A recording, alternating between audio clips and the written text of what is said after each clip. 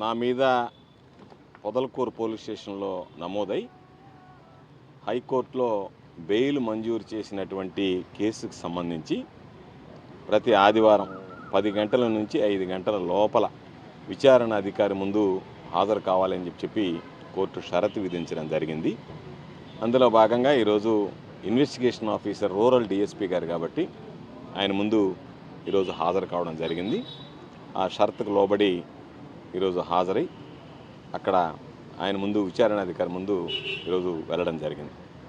ఇంతకు మించి ఆ కేసులో మాట్లాడడానికి హైకోర్టు ప్రింట్ మీడియా ముందు కానీ ఎలక్ట్రానిక్ మీడియా ముందు కానీ ఆ ఇన్స్టెంట్ కేసుని గురించి మెరిట్స్ అండ్ డిమెరిట్స్ డిస్కస్ చేయకూడదు అన్న నేపథ్యంలో దాని గురించి ఆ కేసు గురించి మాత్రం వ్యాఖ్యానించదలుచుకోలేదు. ఎందుకంటే న్యాయస్థానం ఇచ్చినటువంటి తీర్పును గౌరవించాలి కాబట్టి తప్పనిసరిగా రాబోయేటువంటి రోజుల్లో ఈ కేసు యొక్క పూర్వాపరాలు అనేటువంటి నాకన్నా కూడా మీకే ఎక్కువ తెలిసేటువంటి అవకాశం ఉంటుంది. కాబట్టి మీ ద్వారా నేను తెలుసుకోవాల్సినటువంటి పరిస్థితి ఏర్పడుతుంది. ఎందుకంటే ఏమి జరిగిందనేటువంటి దానికన్నా ఏమి జరుగుతుందనేటువంటిది ఎక్కువగా మీరు ఊహించి ఏదో చెప్తున్నారు కాబట్టి రేపు జరగబోయేది కూడా మీరే ఊహించి చెప్తారని నేను భావిస్తున్నా.